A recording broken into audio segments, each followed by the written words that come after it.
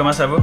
Ça va super bien, super occupé. Super occupé? Complètement débordé, une vie de fou, cours partout. Moi, je suis à la retraite depuis 13 ans officiellement, mais depuis 13 ans, je n'ai jamais travaillé autant. Fait que ça t'a fait 13 ans officiellement du travail en soi, mais pas en fait, j'ai vendu mon entreprise à l'âge de 40 ans il y a 13 ans. J'ai 53 ans et je suis devenu indépendant financièrement à 40 ans. Donc, quand j'ai vendu cette entreprise-là, j'étais comme... Je pouvais arrêter de travailler pour le restant de ma vie. J'ai choisi de continuer à m'investir dans la vie, mais pas nécessairement de la même façon. De quelle façon maintenant est-ce que ça vous intéresse plus? Ça t'intéresse plus? Ça m'intéresse. Tu peux me voyer aussi si tu veux, si t'es plus à l'aise.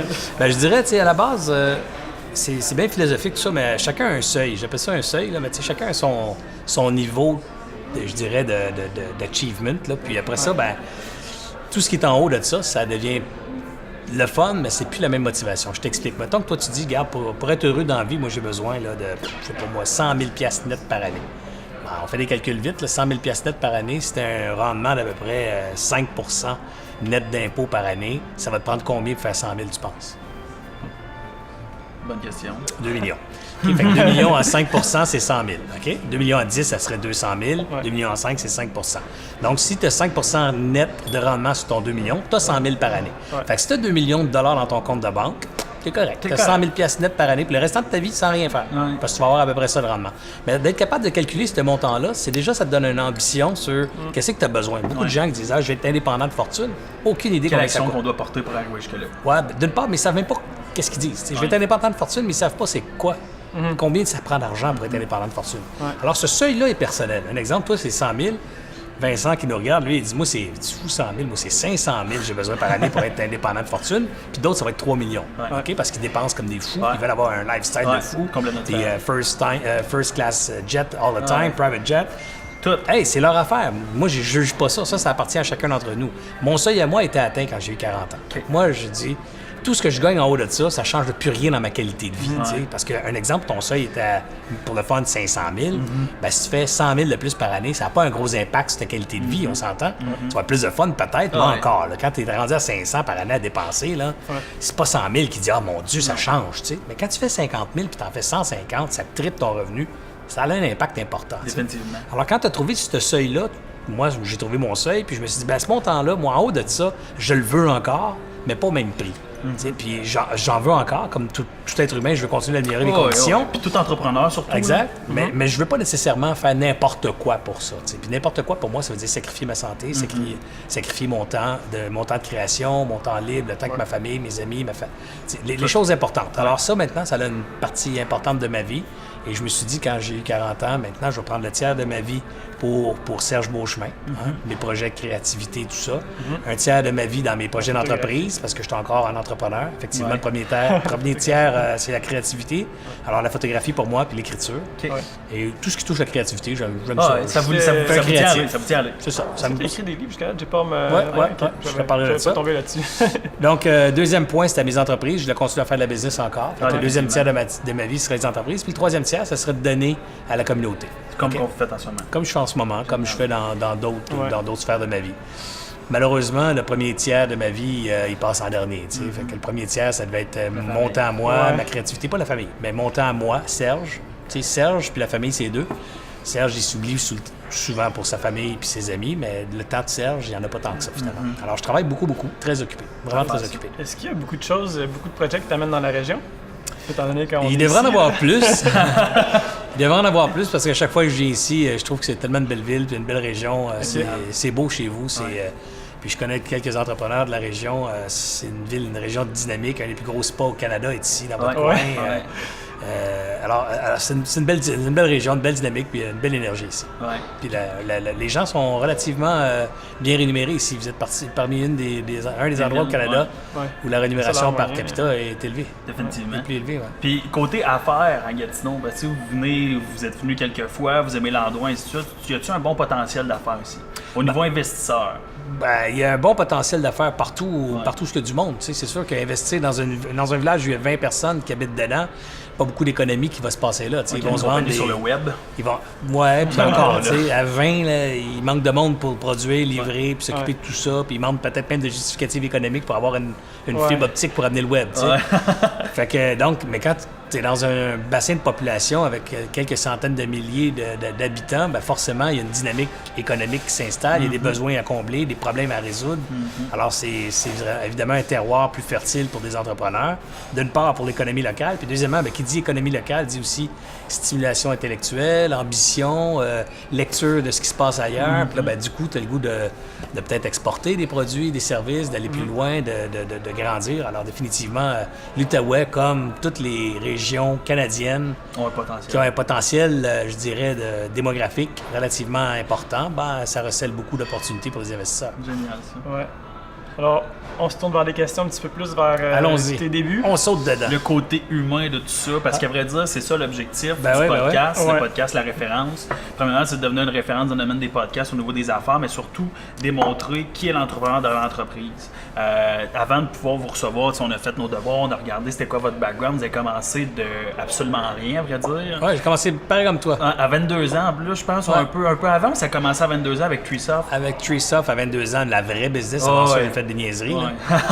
Mais, C'est le même qu'on appelait les startups Mais je trouve ça avant. rassurant quand même qu'il y a eu des niaiseries avant. C'est commencé direct. ben à 22 ans, tu sais, ça reste une niaiserie aussi. C'est juste que celle-là a été successful. Là, mais, Effectivement. Tu sais, à 22 ans, je peux pas dire que j'avais un bagage d'expérience puis de compétences d'affaires très reluisant. Là, tu sais, j'étais un jeune qui sautait dans qui sautait dans le tas puis qui dit va apprendre en même temps. Tu sais. Puis qu'est-ce qui vous a amené à être entrepreneur? Parce que vous avez parti votre entreprise, vous avez fait quelques niaiseries auparavant. Là, à 22 ans, vous avez parti Treesoft. Qu'est-ce qui vous a dirigé vers là? Puis comment c'était étant une start-up dans ces années-là? Parce que c'est pas la même réalité. Tu dirais comment que tu as su que tu allais devenir entrepreneur? Quand il y a eu le déclic ou... C'est une grosse question. Je vais y aller avec une bonne grosse réponse. Ça marche. Fait que la première chose, c'est moi, j'ai un milieu très modeste. Alors, pour différents facteurs, mettons, à 17 ans, j'ai dit, je veux faire de l'argent. Tu sais. Et bon, ben objectivement aussi, tu peux faire de l'argent dans la vie. Tu sais. Objectivement, là, tu peux étudier pour développer tes compétences cérébrales puis les vendre au plus offrant. Donc ça, c'est un avenir potentiel. Là. Tu dis, je vais prendre le domaine d'études qui est le plus en recherche actuellement, pour lequel les gens vont payer, puis je vais me développer, puis je vais être un des meilleurs dans ce domaine-là. Je vais faire de l'argent avec ça. Ouais. Ça, c'est une façon. L'autre façon, c'est d'être un sportif professionnel. On n'est pas tata, là. Regarde combien on paye les joueurs de hockey, les joueurs de baseball, les joueurs de basket, les joueurs de soccer. Je vais être un sportif professionnel, j'ai pas le physique. Puis j'ai pas la passion pour le sport. Je dis, bon, ben, ça marche pas non plus. Alors, ben, la première marchait en passant, mais le sport, ça marche point. Les artistes, donc tu regardes les chanteurs, les danseurs, les acteurs. C'est pas un talent de départ. Alors, j'ai ce talent-là. Alors, à l'époque, moi, j'ai un talent... chanteur? Non, acteur. OK. Un talent pour le théâtre. Alors, moi, c'est théâtre, cinéma, c'était ça ma carrière depuis que j'étais petit cul. OK. J'ai rencontré un comédien professionnel, puis j'ai posé la question, peux-tu faire de l'argent dans ce métier-là? Puis il m'a répondu, pas bien, Ça coupe ça assez rare. Faut pas faire ça pour l'argent, Serge. Il faut faire ça pour la passion. C'est une belle réponse, mais tu sais, quand tu viens d'un milieu où tu crèves de faim, puis ta mère... Puis ton target, c'était c'est ça. Fait que moi, j'ai dit, je veux pas avoir de problème d'argent dans ma vie, donc je vais tout de suite faire un choix dans une carrière qui va me donner ça, tu sais. Mais pas juste ça, mais qui va me donner ça tout en ayant du plaisir. Alors, bon, ben, acting, pour moi, je trouvais que c'était trop risqué. Il y en a des acteurs qui font de l'argent, mais il y en a tellement peu sur le tas que je vais me ramasser par la loi des moyennes à être celui qui ne fera pas d'argent. Ouais. Alors, je me dis, mais sais-tu quoi? Je vais m'en aller en électronique. L'électronique, en montant, 1984, 83, dans ces années-là, l'électronique, c'est un bon domaine. C'est l'informatique et tout ça. Là. Fait que je vais m'en aller dans ce domaine-là. Alors, j'étudiais au cégep en électrotechnique et j'étais en train de travailler comme vendeur dans une boutique informatique. J'ai appris, je ne savais pas, que j'étais un bon vendeur, très bon vendeur. Je me suis mis à faire de l'argent comme vendeur. Puis j'ai dit, bon, ben j'ai commencé à aimer le domaine. J'étais passionné de technologie puis de gadgets, comme les petits gars, comme tous les petits gars le sont. Et ben je faisais de l'argent comme vendeur. Puis je me suis dit, bon, ben écoute, je vais faire ma carrière comme vendeur en informatique. Puis je me suis ramassé à 22 ans. Pour différentes raisons, puis de job, je me suis pogné avec mon boss. Le classique. Le classique. Puis là, je dis, ben, qu'est-ce que je fais? Je suis capable de vendre pour les autres. Pourquoi je ne vendrais pas pour moi? Ouais. Il y a une demande de fou pour du software. Personne ne vend ça, du software.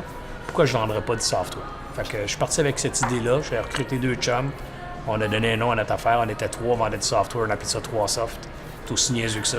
Ça a été compliqué, les convaincre? Non, pas tant que ça.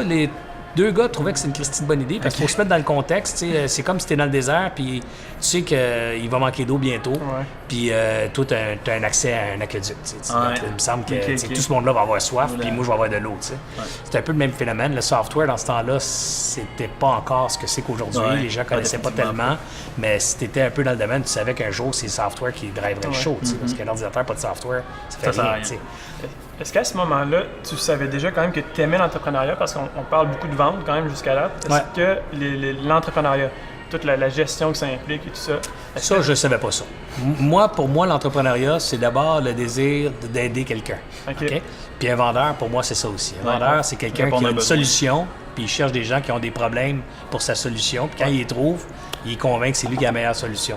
L'entrepreneur, c'est un peu le même phénomène. L'entrepreneur, c'est quelqu'un qui dit, moi, je vois un problème dans la société, je vais mettre au monde une organisation dont la mission, ça va être de régler ce problème-là. C'est ça, l'entrepreneur, tu sais. Alors, quand tu pars avec l'esprit entrepreneurial, tu penses pas nécessairement que tout ce job-là, ça vient avec j'allais dire un shitload, là, mais ça vient avec un gros... On peut dire les vraies affaires. un gros paquet de compétences que tu connais pas, que tu n'as aucune idée, puis que tu maîtrises pas pantoute. Surtout à 22 ans. À 22 ans. La comptabilité, tu n'as aucune idée. Débit crédit, tu sais pas ce que c'est. Une cote de crédit, qu'est-ce que c'est? Fait que ce que j'ai fait, moi, j'ai pris un livre, puis j'ai commencé à lire, puis je l'ai pris un deuxième, puis un troisième. Puis encore aujourd'hui, je lis 10-12 livres par année. Mais c'est ça qu'ils disent. En plus, la force d'un CEO, c'est d'être capable de lire une dizaine, quinzaine, vingtaine, il y en a qui lisent une trentaine de livres. Je suis pas capable, là, mais moi, je pense que je suis déjà fier d'en lire une douzaine. C'est déjà un bel accomplissement. Est-ce que au début, on sait que tu as quand même connu une croissance assez rapide, là, on s'entend. Est-ce que tu avais quand même des moments de doute ou des moments plus difficiles avec... Des moments difficiles, il y en a tout le temps. Des moments de doute, ça, c'est différent. Je te dirais, des moments de doute, c'est bien d'en avoir, mais c'est pas des... Pour un entrepreneur, c'est pas tant un doute qu'une remise en question objective, tu sais.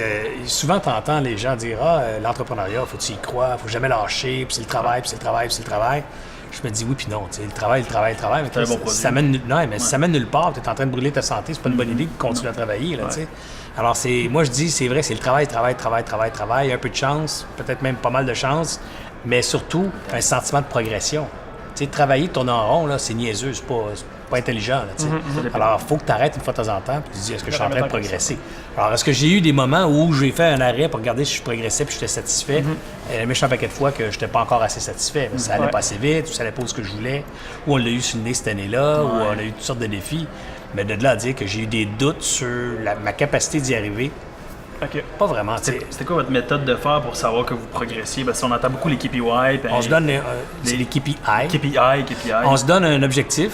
Puis on regarde comment on a tiré par rapport à cet objectif-là. Fait qu'un exemple, sur première année, tu dis je vais faire 100 millions. Ben, pas 100 millions, là. Ben, je vais faire 1 million de chiffre d'affaires, puis tu fais 600 000. Bon, ben, j'ai manqué mon target. L'année d'après, je vais en faire 2 millions. Puis tu fais 1,2 million. J'ai encore manqué mon target. La troisième, tu en fais 3. Puis encore manqué. À un moment donné, il y a quelqu'un qui faudrait qu'il te dise si tu es capable de te rendre compte que tu es trop optimiste quand tu fais tes objectifs. C'est comme tes manques à tous les années. Alors, il va falloir que tu développes ton skill ou ton habilité à faire des objectifs. Parce que clairement, ça marche pas. Alors, c'est ça un ajustement, ça fait partie de l'histoire. Je sais pas si je réponds bien, là, parce que je m'emballe dans mes réponses. Non, mais c'est parfait. Ça aussi, je l'avais vu puis je l'avais entendu aussi, mais c'est beau parce que c'est le but aussi de la conversation, c'est d'être capable de pas... C'est pas un sales pitch qu'on fait, c'est de parler ouvertement de qui vous êtes. J'ai rien à vendre. C'est ça, exactement, fait que, à ce niveau-là. Question comme ça, tu sais, beaucoup dans le domaine de l'entrepreneuriat, puis surtout quand on est une start-up, on se demande qui on est, où est-ce qu'on s'en va et tout. Vous, est-ce que vous étiez une personne extravertie dès le départ ou plus introvertie? Qu'est-ce qui, pour être en affaires, avoir une start-up, peu importe, est-ce qu'il y en a un qui est plus avantageux que l'autre? Ben, je dirais que c'est dur à statuer de façon définitive parce qu'il y a des entrepreneurs de tous les styles. Alors, il y en a des entrepreneurs très introvertis. Puis il y a beaucoup d'extravertis. Lequel est le mieux?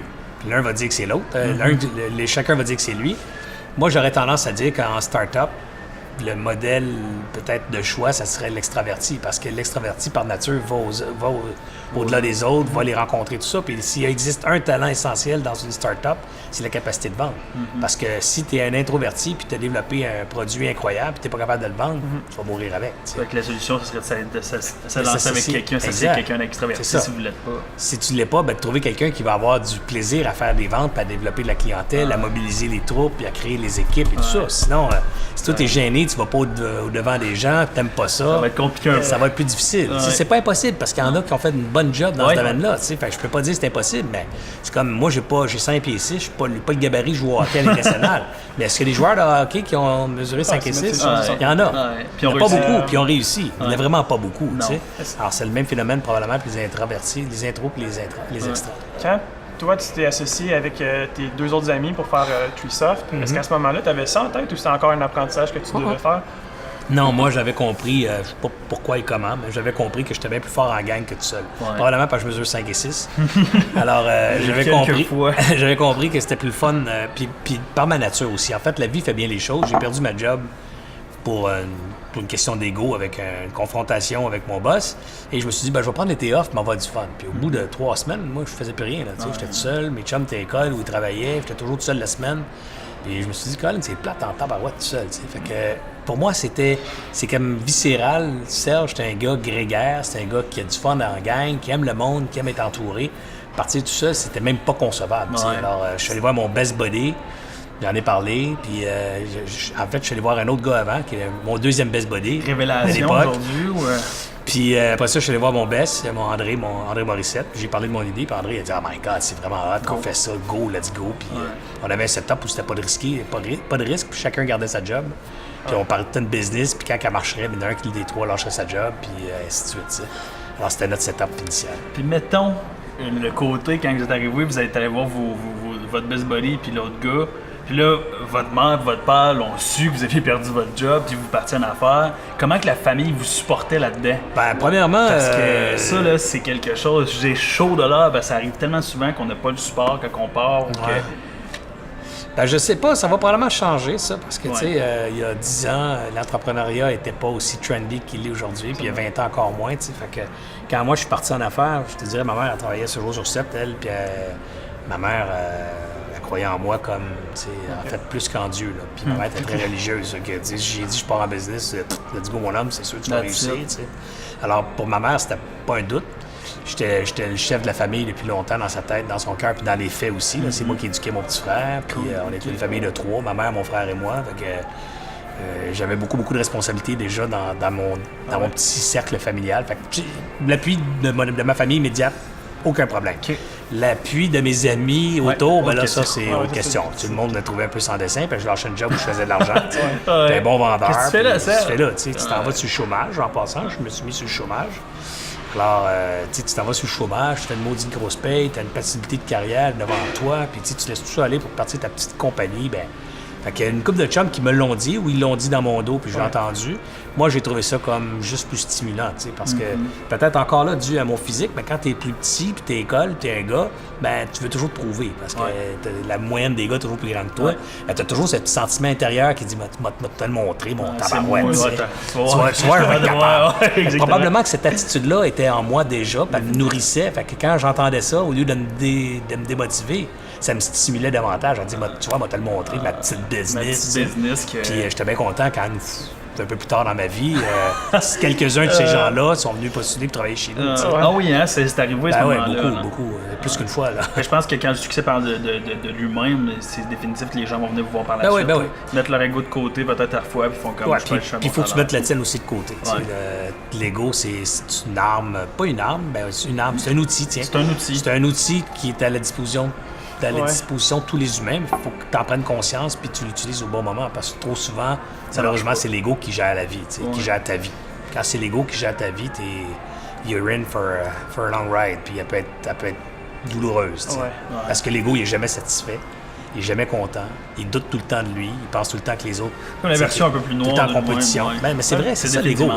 L'ego, il y a toujours besoin de se faire dire qu'il est beau, qu'il est bon. Mais il faut. Ça, j'ai remarqué, là, comme il faut qu'il y ait un minimum d'ego quand même pour être capable de faire. On a tout de l'ego. On a tout de l'ego. Il y en a qui en ont plus que d'autres. Moi, je dis plutôt qu'il y en a qui contrôlent moins bien que d'autres. Oui, ça se pourrait bien, ça. Je pense qu'on a tout à un certain niveau. Même, je me demande, avec l'ego, tout ça, la croissance rapide, c'est comment que vous avez maintenu cette croissance-là pour des gens qui commençaient aussi? Une business, quand tu pars et t'es 2 ou 3, tout repose sur les épaules de 2-3 hommes, 2-3 personnes, c'est pas nécessairement des hommes. Là. Et comment on accède à la croissance? Ça se multiplie, à moins d'être une business Internet, puis tu mets ici le petit piton, puis tout rentre tout seul. Puis encore là, je crois pas tant que ça. Là. Alors, ça a fini qu'il faut que tu t'entoures de gens, puis il faut que tu les rendes super bons dans ce qu'ils font. Okay. Fait que nous autres, c'est une organisation de vente. Nous autres, on a toujours cru que ce qui menait une business, c'est les ventes. Alors, on a engagé des vendeurs au départ, puis on n'a pas d'argent pour les payer. Fait qu'on a engagé des vendeurs qui commençaient 100% commission. Des gens qui avaient tout à gagner, rien à perdre, puisqu'il n'y avait pas de salaire. Puis on travaillait. Puis on a travaillé avec eux autres à se développer, nous, comme mentors de vente, comme coach de vente, puis eux autres comme vendeurs. Puis ensemble, on a développé une extraordinaire équipe de vente. Puis le leadership, c'est le leadership. Je pense, je suis en train de lire un livre présentement, c'est Le Leader sans titre de Robin Sharma. Okay. Excellent livre qui prouve que peu importe dans quelle sphère de la société vous êtes, peu importe qui vous êtes, l'objectif c'est de toujours dépasser la personne que tu es puis d'être le leader sans titre. Tu n'es pas obligé d'être CEO pour donner ton 100%. Puis je pense que c'est une des facultés puis une des choses qu'il faut le plus quand tu pars en affaires, avoir du leadership, avoir quelqu'un que tu t'associes qui en a pour constamment pousser les limites. Être capable d'aider les autres. Moi, je dis toujours, give your best, nothing less, always. Ouais, 100%. Je pense qu'en entrepreneuriat, il n'y a aucune quote qui est meilleure que ça parce que si tu veux, même dans les moments les plus difficiles, si tu veux arriver à dépasser tes limites, il faut que tu donnes toujours ton meilleur. Il faut que rien te laisse de côté. Génial, ça. Génial. On passe à un côté plus politique. Ouais. On aimerait savoir un petit peu ton avis par rapport à ce que tu penses. Est-ce que tu trouves qu'on accorde assez de place aux startups au Québec? Oui, moi, je te dirais, tu sais... Question vague un peu. non, mais je sais où tu veux t'en aller. Mais je pense que, tu sais, j'ai une opinion qui est peut-être pas arrêtée encore sur le sujet, mais je dirais que j'ai tendance à croire que c'est comme une initiation, un processus initiatique être entrepreneur. Tu sais, c'est trop facile, n'importe quelle personne va embarquer dans l'affaire, puis du coup, va ternir la réputation de ce domaine-là, parce qu'il y en a un méchant paquet qui vont se frotter le nez puis qui réussiront pas. T'sais. Fait que je dirais que je suis pour et contre. Je pense que c'est normal que ce soit difficile parce que justement, ceux qui émergent ont fait ce qu'il fallait pour émerger. Ça prend même ce processus-là pour faire l'apprentissage, pour devenir un entrepreneur, pour devenir... je vais te donner un exemple que j'ai servi des jeunes.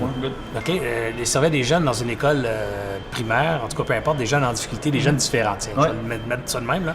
Des jeunes qui avaient une classe différente, puis ils m'ont invité, puis leur classe, c'était une classe dont la professeure, elle enseignait toutes les matières par l'entrepreneuriat. Fait qu'il y avait une compagnie, on enseigne le français en faisant rédiger des lettres de marketing, elle enseigne les mathématiques en apprenant à compter de la caisse, puis ainsi de suite. Fait que, il y avait une petite compagnie, ils fabriquaient des trucs avec des cravates. Là, puis quand je suis allé les rencontrer, j'étais un dragon, ils trippent tous ces dragons, je m'en vais les rencontrer. Puis eux autres sont différents. Puis ils trouvent que la vie est difficile quand t'es différent. T'es jugé, t'es pas pareil comme les autres. T'as pas les mêmes affaires. Puis ils trouvaient que la vie était difficile. Puis je réponds même affaire avec ta question pour l'entrepreneuriat. Fait que excuse le long préambule, là, mais je leur disais, écoute, si t'es un arbre, t'es une graine de chêne, un gland de chêne qu'on plante dans un terroir, puis on le met dans une cloche de verre, bien épaisse, pour la protéger du vent, du froid. On contrôle le climat à l'intérieur, le taux d'humidité, la quantité de lumière qu'on met dans ça. Ça va donner un chêne parfait. Là, ça va donner un chêne qui grandit dans les meilleures conditions possibles. T'sais. Si à côté, t'en sacs un gland dehors, dans la cour d'école, puis il pousse. Puis lui, il pousse, puis tous les jours, il pousse dans le vent, dans le froid, dans l'imprévu, dans les inondations, dans les sécheresses. Puis il se bat, puis au bout de 15 ans, il est encore debout. Lequel des deux arbres, en théorie, est le plus solide puis plus apte à faire face à la vie? Celui qui était dehors pendant 15 ans, tu sais. Fait que l'entrepreneur que tu prends puis que tu couvres tout le temps, puis que le gouvernement aide partout par les subventions, puis les programmes de ci, puis facilite ça, puis il n'est pas éprouvé, cet entrepreneur-là. Fait que quand il va arriver dans la vraie compétition, là, à se battre avec les autres, bonne chance. Un bon coup de vent. Là, il y en a qui pourraient me dire, oui, mais Serge, tu sais, si ton arbre est grandi dans les meilleures conditions, quand tu vas le planter dehors... quand tu vas le planter dehors, il y a des meilleures chances de survie parce que il va avoir justement grandi dans les meilleures conditions. Mais la nature, elle a ses petits caprices. Quand tu le replantes dans un autre terroir, regardons ça, des fois, c'est juste assez pour qu'il crève. Parce que t'as pas le terroir protégé. Alors moi, je dis, c'est plus difficile dehors, mais les toughs, les durs, les vrais, les gros, les solides vont passer, puis c'est la loi de la nature. Les autres, ils vont faire d'autres choses. Ils vont nourrir les oiseaux, ils vont nourrir d'autres choses. Alors, un entrepreneur si le gouvernement, je trouve, s'en mêle trop, je trouve que ça fragilise la couche entrepreneuriale. Fait que c'est un dosage difficile. Puis c'est pour ça que je t'ai dit, ma réflexion n'a pas tout à fait arrêté. Je ne sais pas exactement si Ça j'étais au peut-être pouvoir. Part des deux, dans le fond. Ouais. Si j'étais au pouvoir, une chose que je ferais, je simplifierais le processus gouvernemental pour les entrepreneurs. Ok. Ça, c'est une catastrophe. paperasse, Une catastrophe. Tu sais, le DAS, TPS, TVQ, si t'es en retard, tu payes les ci, tu payes ça. Tu sais, on est mandaté par le gouvernement pour collecter la TPS puis lui remettre. Mais il ne faut pas faire une erreur là-dedans. Parce que si tu fais une erreur, c'est toi qui payes. C'est ta faute. C'est ta faute. Puis si on ne te l'a pas montré avant, ben débrouille-toi. Parce ça, c'est que un mandat contre ta faute. exact. C'est un petit peu gossant. Là. Puis ça, si on parle juste d'un aspect, le TPS, après, on peut en rajouter. Tous les permis qu'il faut aller chercher partout. Puis tout le reporting qu'il faut faire partout. Puis c'est tout le temps nous autres. Mais tout ça, ça alourdit beaucoup le processus de créativité entrepreneuriale. Mais ça, qu'est-ce que tu veux... c'est notre machine qui est comme ça. Puis je pense aussi qu'il doit y avoir des startups et même des business qui ferment à cause de ça dès le départ parce que c'est trop long. Je suis pas sûr qu'elles ferment. Rappelle-toi que c'est un processus initiatique. OK? Fait que ceux qui ferment à cause de ça, c'est parce qu'ils étaient pas nés pour faire ça. C'est ça, exact. Tu comprends? Parce que tous ceux qu'on admire ont tous passé par là. Ouais. Puis ont tous réussi. Fait que c'est ça que je disais, c'est comme un processus initiatique où faut tes passes. Ces tests-là, puis si t'es pas capable de passer ce test-là, t'es pas fait pour ça. Une chance que ça a arrêté là au lieu de s'arrêter plus loin, ça aurait été ça aurait pu coûter plus cher. J'aime ça. C'est comme ça. J'aime ça. On peut tous jouer au hockey, mais on n'a pas tout ce qu'il faut pour jouer dans la Ligue nationale. On peut tous être entrepreneur. On n'a peut-être pas tout ce qu'il faut pour être Alain Bouchard. Pas toute la meilleure des idées. Ou Elon Musk. Elon Musk. Quel homme. Ouais. Mais en même temps, on n'a pas nécessairement besoin d'être un Elon Musk, on peut être un entrepreneur à notre manière. Ce que je disais tantôt, le seuil est personnel. Ton seuil à toi n'est pas le mien, puis le mien n'est pas celui d'Elon Musk, de toute évidence. Fait que, faut pas se comparer non plus. Là. Ça n'arrivera jamais. Ça, c'est l'ego qui fait ça. L'ego se compare tout le temps. Tu peux te comparer, puis ça te pousse à aller plus loin, mais faut pas que tu te compares à te dire, puis ça te démotive. Ça, c'est un gros point aussi que moi, dans ma vie, ça m'est arrivé quand j'avais des projets, ainsi de suite. Je me disais, lui, il y a telle ressource, il est capable de faire telle affaire, je trouve ça intéressant. Puis là, je regarde de l'autre côté, j'ai comme moi, mais moi, je les ai pas, ces ressources-là. Est-ce que je vais me planter? Ça vaut-tu la peine? C'est arrivé à quelques reprises que j'ai décidé de tout canceller, pas des gros projets, mais quand tu démarres, quand tu as 14, 15, 16 ans, tu essaies de faire de quoi. Mais je pense que le succès peut être différent pour tout le monde. Ouais. Quelqu'un peut s'enligner vers un succès qui peut être celui d'Elon Musk, qui ne va pas nécessairement être le nôtre. Puis l'important, au final, c'est d'être heureux dans ce qu'on fait. Là. Au final, c'est d'atteindre ses objectifs. Puis, exact, ses objectifs personnels. Exact. Puis d'être capable de mettre un pourcentage dans la personne que tu es, dans la famille par la suite, après ça, investissement, un peu comme on aimerait ça. C'est ça. Mais j'aimerais ça que ça soit aussi simple, là, mais ça devient une priorité personnelle après ça. Exact. C'est quoi l'importance, je pense, des startups pour l'économie québécoise? Le rôle qu'elles ont à jouer?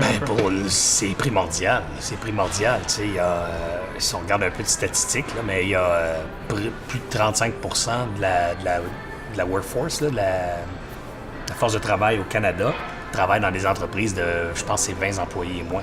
Ou si c'est pas 20, c'est 50 et moins. 100 employés et moins, c'est 70 là, quelque chose comme ça. Là. OK. Ben, je parle pas du nombre d'entreprises, mais je parle d'individus qui travaillent là. Parce qu'il y a un méchant paquet d'individus au Canada qui travaillent pour la fonction publique. Là.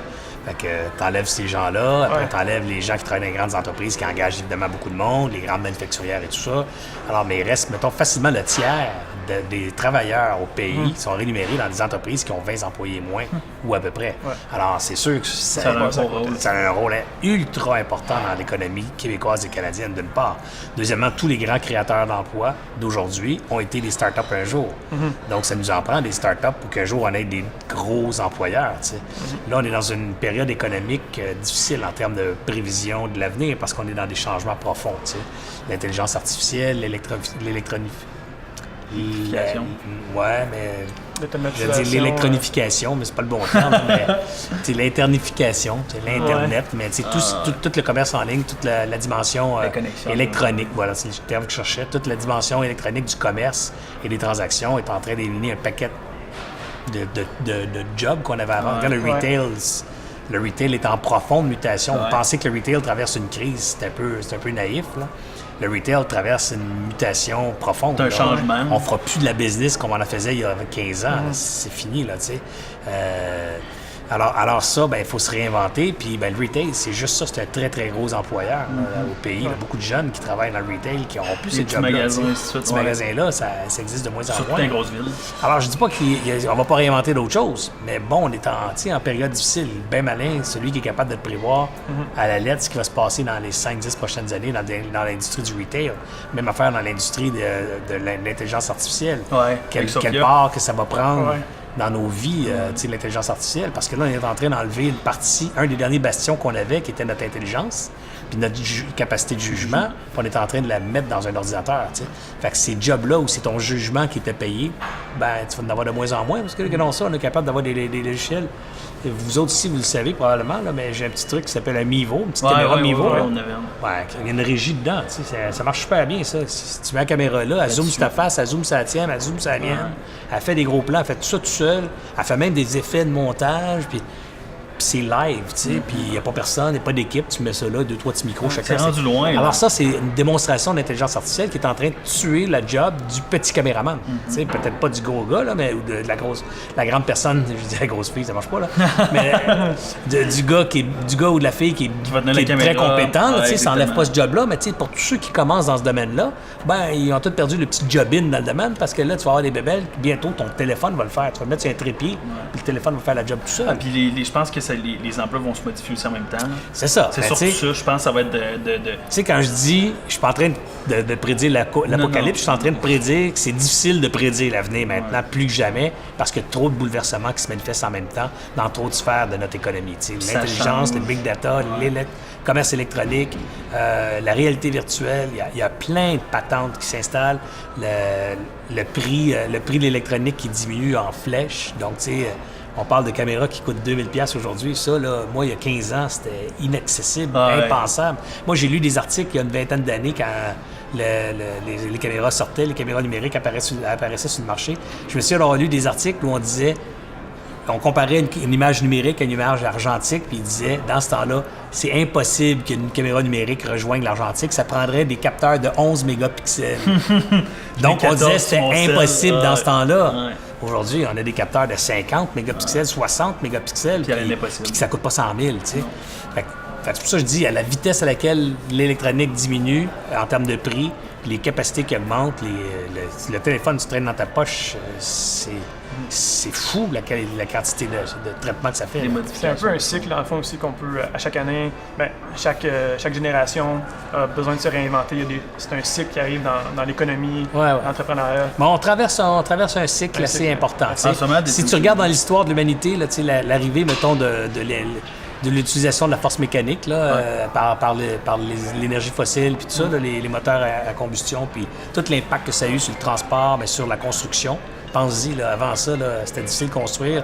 Avec les grosses super machines, on a construit des super barrages. Avec ça, on a créé maintenant des super lignes électriques. On a transporté toutes les... Mais tout ça, là, c'est 125 ans 125 ans d'histoire, ce qu'on raconte là, tu sais. Alors, ça, c'est mon téléphone qui me dit qu'il faut que j'y aille. Dernière question. Dernière. Ouais. Qui devrait être notre prochain invité, d'après vous?